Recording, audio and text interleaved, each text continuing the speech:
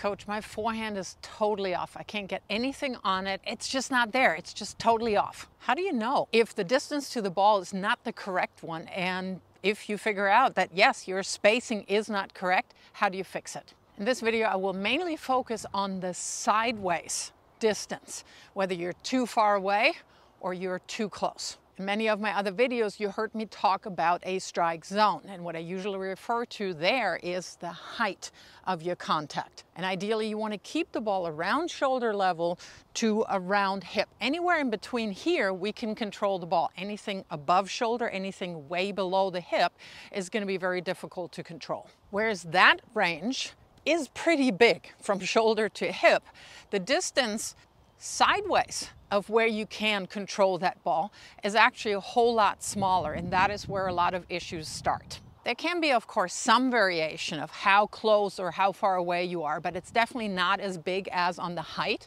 and we're talking about the most effective shot. You might still get an okay quality ball if you have big variation, but I want you to get the ideal point of where you need to be in terms of your sideways distance. Generally, where that ideal distance for you is depends on your grip. Now, we're not teaching the good old continental grip anymore, but I still have some clients that do have it. So for them, that space here, that distance, will be a little bit further out, a little bit further away, and it will not be quite as far out in front. Think about Ons Jabeur or Roger Federer. Eastern forehand grips have the distance a little bit closer in, generally, and also further in front. If you then go into a semi-Western, generally a little bit closer in, further in front, and it gets a lot easier to control the higher area of the bounce. And then really extreme, think Iga Swiatek with a full Western grip, and you have the ball a little closer, and usually it's very easy for them to control the ball around shoulder area, chest area. Just wanted to give you that quick recap on how much your grip actually decides what your swing path and your contact point, contact zone looks like, because I do hear a lot of clients say, well, you know, Alcaraz or Swiatek, whoever we're talking about, has this, this, and this contact point, distance. If you don't have the exact same grip, the exact same body type, the proportions of your arms to your body, all that kind of stuff, you can't control yourself one-to-one to those players. No matter what grip you have, it's your feet, how you set your feet, how you approach the ball, that's deciding whether or not you're hitting the ball with the right distance, the right spacing. So to my mind, most of the time, it's really your footwork that's the culprit. And that doesn't mean, by the way, that you're lazy or you're not moving enough. It simply means that your hand and your upper body basically follow what you put in with your feet according to the space that you created or didn't create. That's all. And I've noticed, I have to admit, that as coaches, we may be contributing to at least the confusion how to space correctly with one very specific coaching cue, and that is get behind the ball. What getting behind the ball does not mean. It doesn't mean that I'm getting behind the ball in a way that if I did not hit the ball, it would hit my body. Yes, I could say this here is now I'm behind the ball, but that's not what we mean. Getting behind the ball means that you're getting so close to the ball that I can swing in that swing path that my grip demands, considering that I have the racket in my hand. So you do see that regardless of whether I hit a closed stance, an open stance, or a semi-open stance, my right leg, for me as a right-hander, my outside leg needs to be in a position so that I can then swing up and forward to contact point, of course, when I have my racket in my hand. So it's also this distance here from hand to my contact point here on the strings that I have to figure out and take into consideration. I like to call my right leg the spacing leg, because depending on where I set that, the rest of my body will follow. Let's start with the closed stance, because yes, we are still using that quite a bit.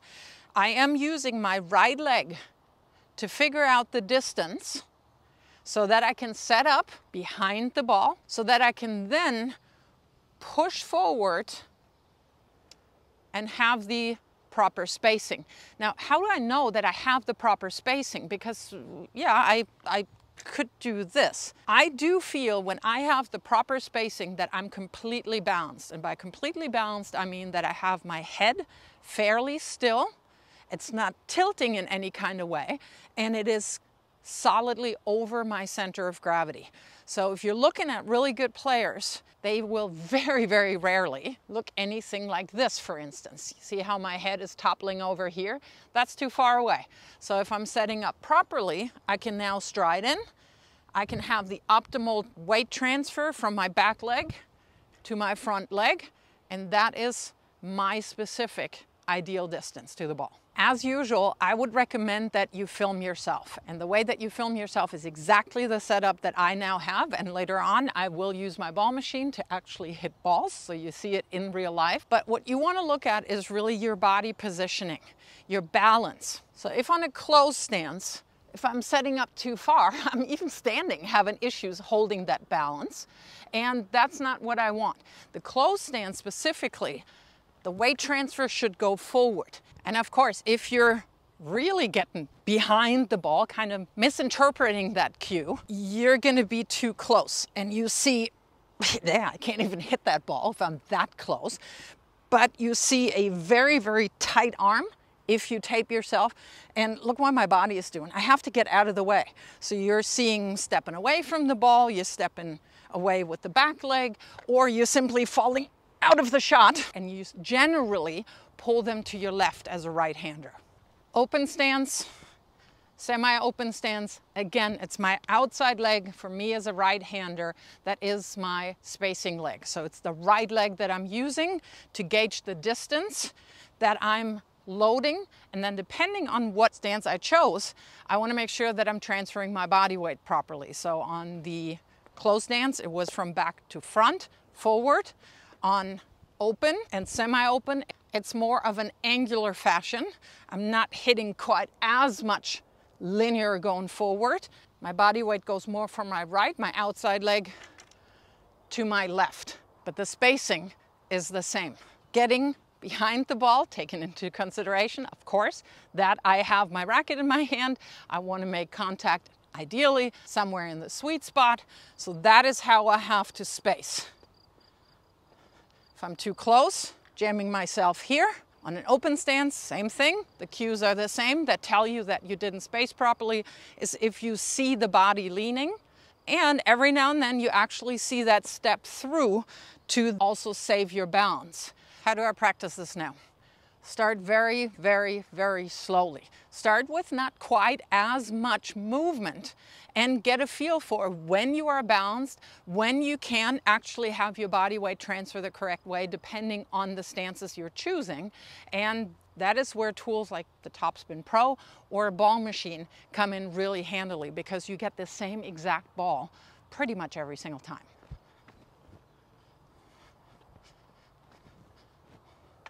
Nope.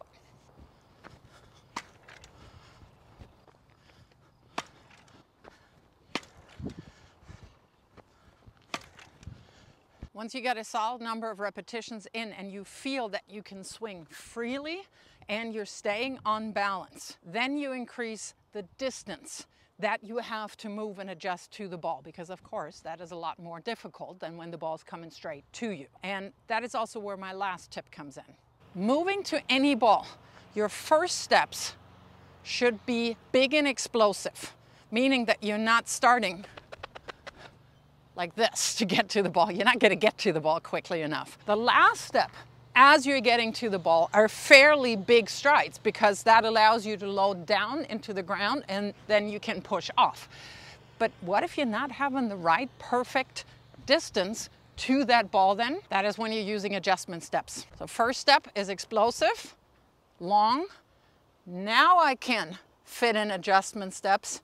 And my last step again, stride, is long. And if you're still not sure if you have the proper spacing on your forehand, then do go ahead and order a stroke analysis with me.